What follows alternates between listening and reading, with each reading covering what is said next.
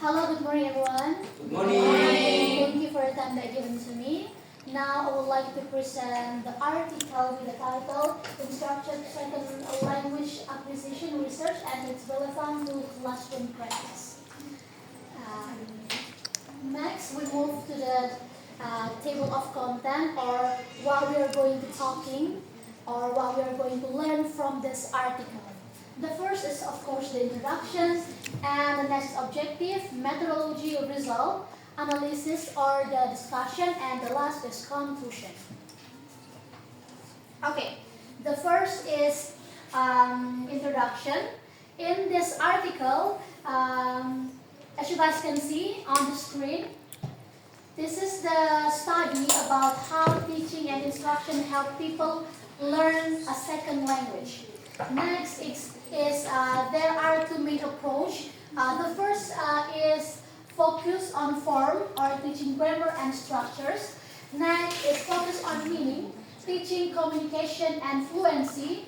And the paper discusses which type or mix works best for English teachers. So from this article, we want to know the form or the main approach that suit or the match to this classroom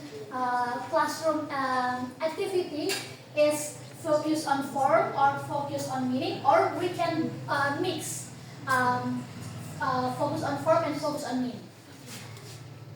Next, we go on the objective. The first is to review study about how instruction affect language learning. The second is compare form-based and meaning-based teaching, and to explain which method help learners improve faster. And the last is to give teacher practical ideas for better classroom teaching. Okay, next we move to the methodology. So this paper is the literature review, new experiment. It means that the author of this article using previous study, and after that the author analyzed the past study and compared the result. As you guys can see on the introduction, I already say that in this article the focus is the main approach, which is focus on form and focus on meaning, and the last is explicit versus implicit teaching. Okay, we go on the first methodology, which is focused on form instruction. So the meaning of this methodology is mean that focus on form means teaching grammar inside a communication actively. The example we can see, like when teacher teach the student, the teacher can explain that student, now we are going to talking about past tense. And after that, the teacher will explain that the past tense of go is went. So when the student try to communication or make conversation in peers, teacher can go surrounding the class activity in peers to maybe like correct the grammar if sometimes the student make mistake. And the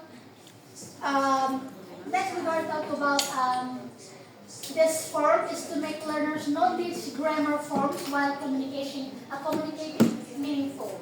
So this is the purpose of this methodology. And the last is the result. The result of this article or is this methodology is the first is improve grammar accuracy, help learner notice patterns, and is most effective when combined with communicative tasks and work best in EFL or English Foreign Language classroom. Next, the second methodology.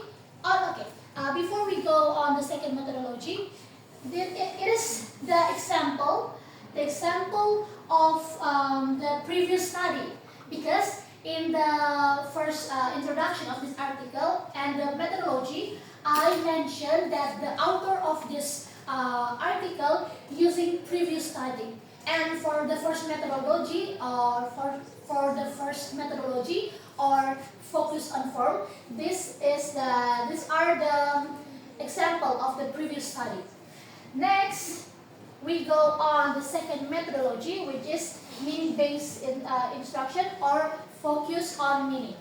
So, what's the meaning of this methodology? It is teaching focus on communication and understanding and avoid strict grammar. Why? I would like to explain why sometimes we have to focus on the meaning, but do not try to strict or hardly correct about student grammar, because in this methodology, you guys can see like the purpose of this methodology is to build fluency, confidence, and the ability to use language naturally. Sometimes, if teacher try to strict correct about the grammar or try to make the correct about the grammar like hardly, it makes student can feel like less confident. So I know that for some people or for some students, they are become afraid when they want to talk if the teacher try to correct their grammar hardly or too strict to correct their grammar. So in this methodology, you can try to correct the grammar, but do not try to be strict and have to focus on the meaning base. Okay, and the result of this methodology or the second methodology is build fluently and communication skill, encourage real-life language use, learner become more confident speaker, but the grammar accuracy is usually weak if not balanced with focused teaching. It means that it is completely good if we have to combine between focus on meaning and focus on form. Next, this is the third.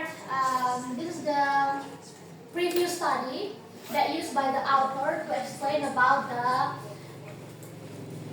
meaning-based or focus on meaning. Next, the third methodology is explicit and implicit. So, the first is explicit. Explicit means that the teacher clearly explains rules and give grammar exercise. And the implicit is learner pick up grammar naturally from exposure and feedback. For example, explicit is like teacher directly explain about, for example, like I would say that teacher can, today we are going to talk about past tense. The past tense of go is when. Or today we are talking about simple present tense. She goes to school every day, and explain that goes is the verb that you have to use if you want to use simple present tense. The next is implicit. What's the difference between explicit and implicit in the example? So, in explicit, the teacher tried to directly explain about student mistake. For example, like say that when you use simple present tense, you have to use goes instead of go. And in implicit, the student tried to pick their sentence or the what we can say like the verb by themselves. And after that, the teacher do not try to directly correct the grammar. For example, like the student say that, oh, simple present tense, I would like to make simple present tense. For example, like she go to school every day. It is wrong. We know that it is wrong because we have to use go instead of, we have to use goes instead of using go. But the teacher do not try to say like, no, it's wrong. You have to use goes. But the best way when you want to use in implicit, for example, like, oh, you mean that she goes to school every day? Nice. So when the student listen to the word, the student can know, oh, we have to use goes instead of using go. So I'm like, we do not try to distract student with direct correction, like say no, but we have to repeat the student word, and after that we can use the correct verb. For example, from go to goes. Next, this is the what we can say like the if you want to know about the implicit is to find out which type of instruction, direct versus natural, help learners same like what I already explained. We can choose we want to direct, correct, or make it natural by repeat the student word, and after that we can say about the word, and then we can correct about the verb that already used by student. Next, okay, this is the previous study that used by author to talking about the explicit and implicit methodology. And the last is about the result of this methodology. The first is explicit instruction, faster and more accurate grammar learning. But implicit instruction, better fluency and more natural use. Same like what I already say about the natural and then the direct explanation, that it say that the best method that we can use to make second language classroom more better if we can combine, because when we too focus on the form but we don't focus on the meaning, it can useless. And if we try to focus on the meaning but do not focus to form, is also useless. So the best way that we can use to combine everything, combine both of these, the explicit instruction and implicit, because it can do to improve both grammar and also fluent. Okay, it is the overall result about this article. The first instruction help learners faster and better, but cannot change the natural order of learning. The second, as focus on form, it means that improve grammar and accuracy. And then the focus on meaning, it means that improve fluency and confidence. The next is explicit plus implicit instruction together give the best result, because when we combine about the grammar structure or the verb and also the meaning, the focus on meaning, it means that we can get the best combine or the best method to learning about second language in EFL classroom.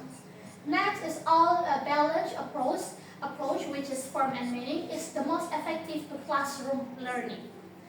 And this is the analysis of the discussion. The next is the teaching should combine grammar, lesson, and communicative actively. And teacher cannot change how students learn, but can influence how fast and how well they learning. And then this is the result if we are too much grammar and too much communication. If we are too focused on grammar, it means that we can be less fluency, because we less confident sometimes, because strict correct of grammar, it can make us be less fluency or less confident. And if we are too much focused on communication, it can be more error, or the form of English, the basic grammar form, it can be error. And the last is teacher need to adjust instruction to student levels and needed. The last is conclusion. So SLR research helps teacher improve classroom practice, and second is best method is combine explicit, the grammar, and implicit, or the communication teaching, to make the classroom teaching more effective. And the third is teacher and researchers should work together to make teaching more effective. And the last is good instruction, balance between accuracy and fluency. So it means that do not too much focus on form and do not too much focus on meaning, but we have to combine everything. Be balanced. Okay, that's my presentation about this article.